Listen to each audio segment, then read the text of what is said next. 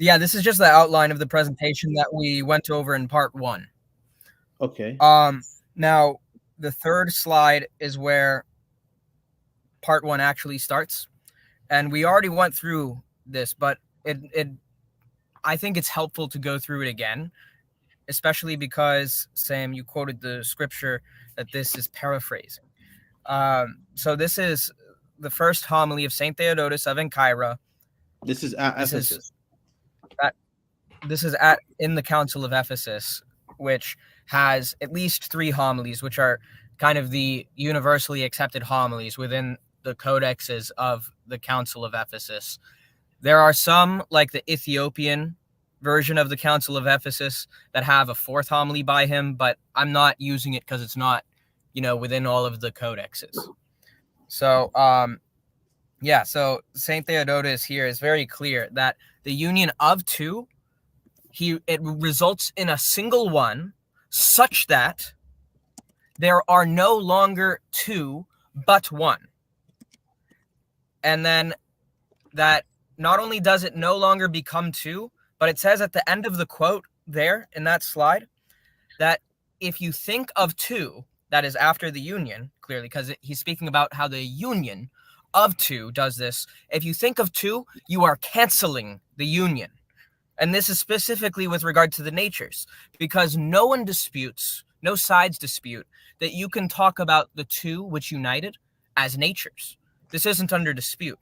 The only thing that is under dispute is that whether or not the union makes it so that they are not any longer 2 of that category, whatever it's called, whatever that category means. And so, and so that's why there's a way to understand which side is right without having to understand the terms, even though we are trying to get everyone to understand the terms. So that bears witness. And this also bears witness. This is later in the same homily. He says that and by the way, everyone, please, if you're listening, feel free to take screenshots, as many screenshots as possible of these citations, because they're for your viewing benefit and for the benefit of those who you want to share it with.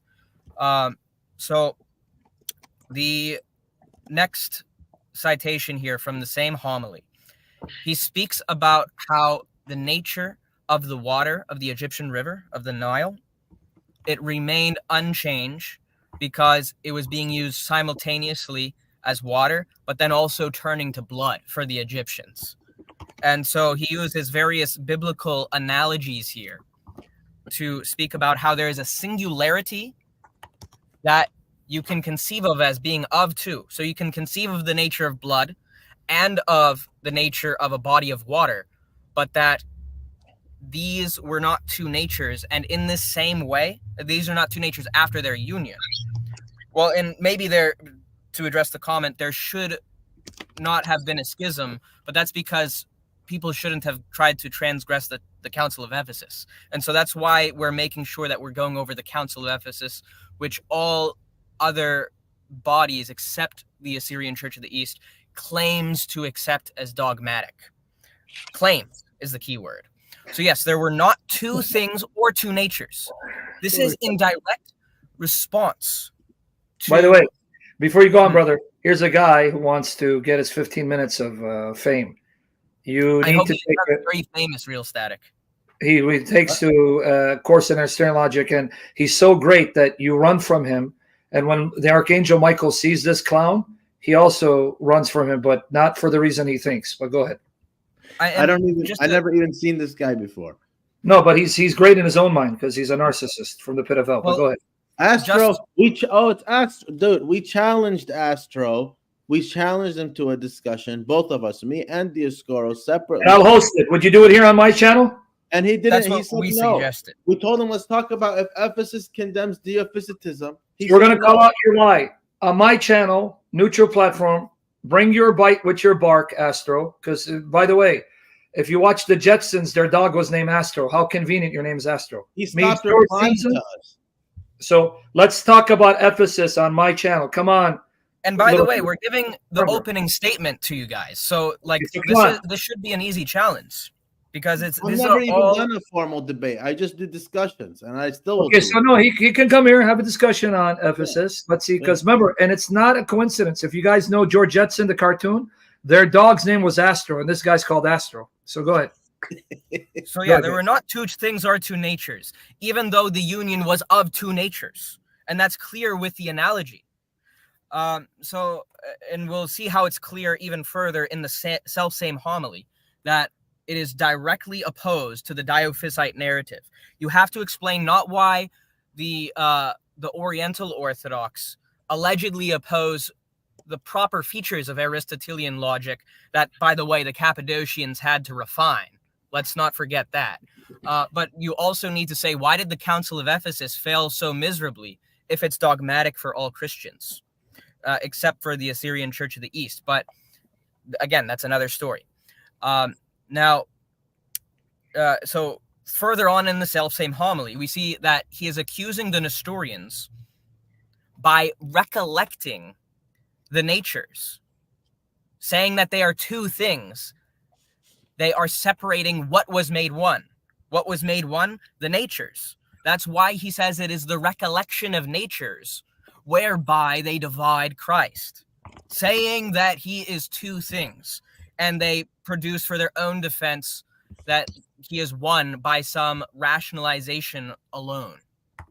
And further on, St. Theodotus is saying, and this is the Council of Ephesus, by the way, that this homily was preached to, which accepted it into its acts, so it's dogmatic. He says, not two, but one, and that is not two being declared as one, yet rationalized as twofold. Yet the Chalcedonians say that the natures which united, what was made one, that the natures which were made one, are still rationalized as twofold after the union. And so, thank you, Unionist Initiative, but I think Sam has been doing a great job, especially giving. No, he means when he fell off on the internet. When I got lost my okay. internet connection. Yeah. But, yeah. Okay. So, he says that we do not think two, and we admit a single one. In other words, you cannot simultaneously claim to admit one and two, because the two became one according to the same category. That's why we can't let either word or concept separate what was united. Well, what was united? Again, it was the natures which was united. The of two is fundamental to all of this. Yes, it is of two, but it is no longer two, no longer named two. Yeah. If you think of two, you cancel the union. Now, he says continuing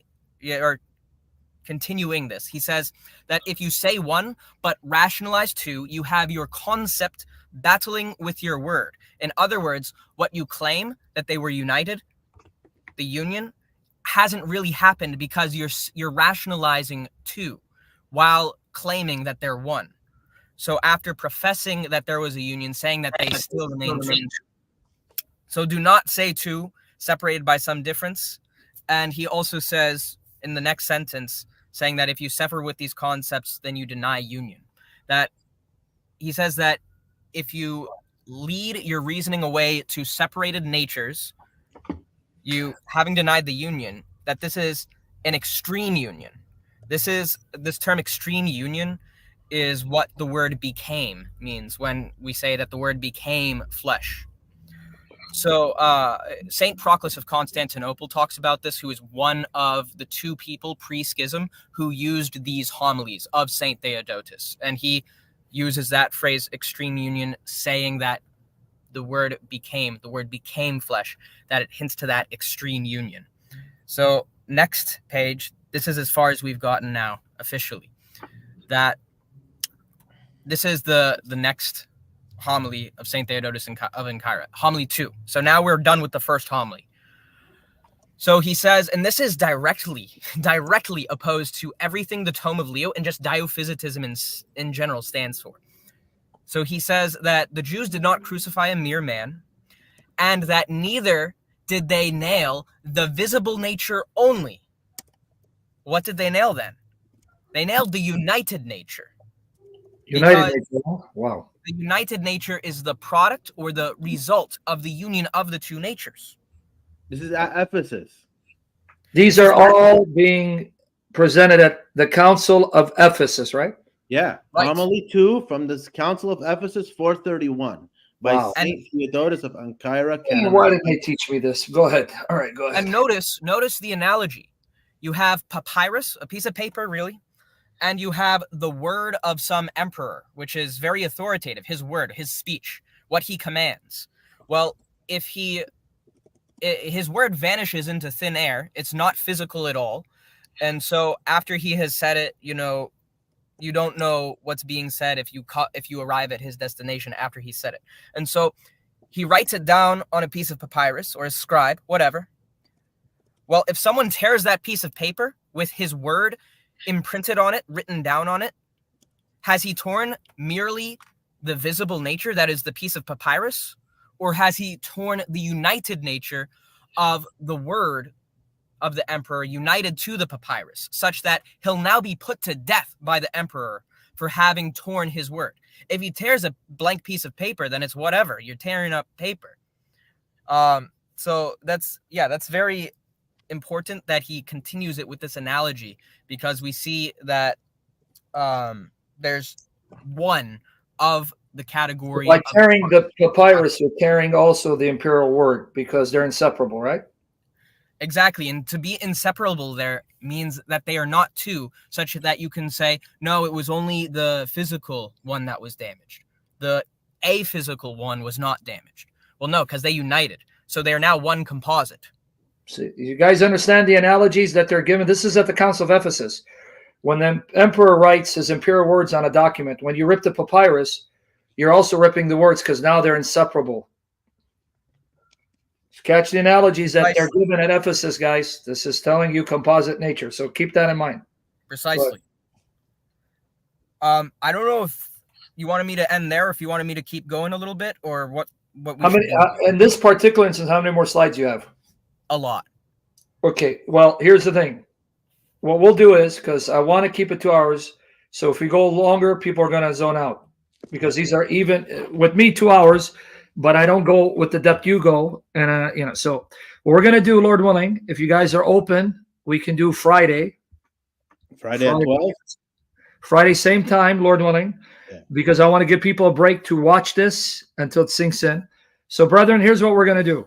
I want to end it here. Lord willing, if the Lord wills and the Lord gives me health and I'm alive, I don't know, maybe we die today.